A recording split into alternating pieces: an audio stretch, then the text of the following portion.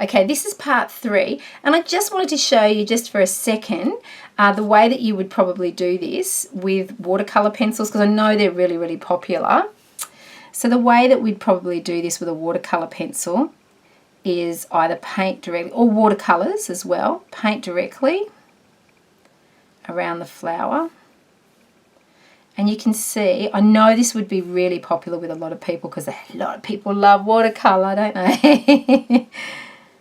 Is painting around the flower, and you can see how some parts naturally become darker than others. Again, those of you who have had art training, please, when you're using these sorts of mediums, do not fall into the trap of wanting to shade and be artistically correct, okay, technically correct.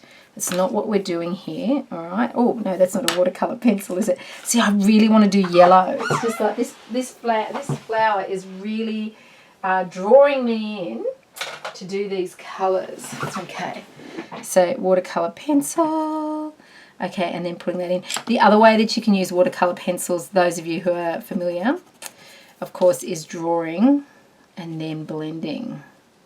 And we can definitely blend those in. So that's your watercolor ones as well.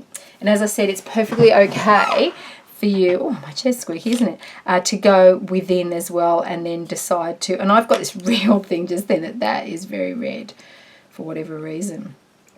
Okay, so that's basically how you do your whole profile, well, it is a profile, your signature of your flower. And you can see that it really, oh, I just love that, looking at it on my little screen there, because it's just, to me, that's that flower. And you'll learn this as you go along as well. These then become your study tools to then look at and learn how the energy, what's going on with the energy of the flower. And this is a fantastic way, particularly if someone brings you a flower, how to then read what's going on personally for them with this profile. Okay, so there's lots of different ways to use it. As I said, I'm not going to go into everything and all the ways you can use it, but I will definitely show you how to read this little diagram now as well.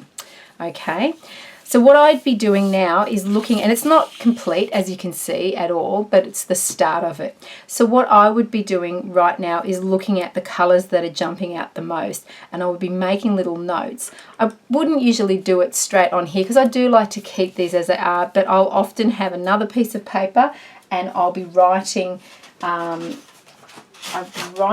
alongside, and I'll keep this afterwards. I usually use a pencil because I sketch things out at 1,000,000 miles an hour. Yellow just kept coming up all the time for me, okay? And I had often, while I was doing this, the feeling of surrounding in yellow. That's what I felt a lot of. The purple, I kept thinking of as being defining, okay? Also, and as I said, you could be doing this, I can remember it because I do it so often, but it's very good if you've never done this before to do it as you're going. Remember that I had this real feeling to put a red heart. That's how I felt, a red heart, okay, right in the middle. But then I did feel like that had to be clear, plus the clear. So, yeah. And so that was really, really, I'm just getting all these feelings at the moment. So anything that comes into your head, just write it down. I felt like it was moving to clear. That's what I just, moving to clear. So see, don't discredit the things that are coming up for you as well. Okay, even though I didn't do it here because I was showing you, when I was doing this, I had this, and this is not quite aqua, but I had a real feeling of putting aqua, okay, to the left. All the time. I kept thinking of it of left of each petal. Okay, so these are then, there's a lot more to this, but just with these things, these are the things that were really important. Yellow surrounding everything was the most important thing of this reading, of this flower. Okay, purple defining it, it was, you know, it was there, but it wasn't really, really important. Aqua to the left of each petal was really, really important. Okay, so this was up here with this. And if you wanted to define it out, and I have often done this, this to me is a 1. And I know those who've done homeopathy, you'll know how this works. I think it's the other way around though, isn't it? And this is a 1, 2. These are like first. They're the most important things. And then these things here, this was the second most important, and this was the third most important thing here. And there were heaps more things. But I would definitely look at the reading of this flower, yellow surrounding everything, and aqua to the left of each petal as being very important things. Then the red heart moving to clear with something in the middle, and the purple defining things was also important as well. Now, I'm actually not doing a reading for a person. This you can see now how if you're doing a reading for a person, wow, how sort of, really tight that is. And now knowing what a daisy means as well is really important too. If we're using this, and I am really cutting this down to really basics for you, really, really, really basics for just this little demonstration. There's a lot more to it. But if we're using this as just doing the energy profile for our own research so that we can put it away, these are the things that are coming up for this particular type of flower. This flower that I have growing in my garden at the moment, if that's what it is, this plant that I've got out there that I want to do energy work with, I would then be finding out what all of these different colours mean, because I have all my books and research on colour therapy and all those things, and there's a lot of different correspondences here, and I actually keep my own flower correspondences that I've written. So what I'm doing is working out, well, what do these things mean? I'm then looking at the doctrine of signature for this type of plant. They're everywhere. And I'm looking at how these things relate to that doctrine of signature. And I'm going to show you that in a minute. Not in a video. I'm going to actually write down afterwards how those things relate to the historical doctrine of signatures that's out there for this particular type of plant. So I hope that in these 3 little videos, I was going to do in just one short video, but we've got quite a lot of information there. I hope that sets you on your way to start understanding how to do these things.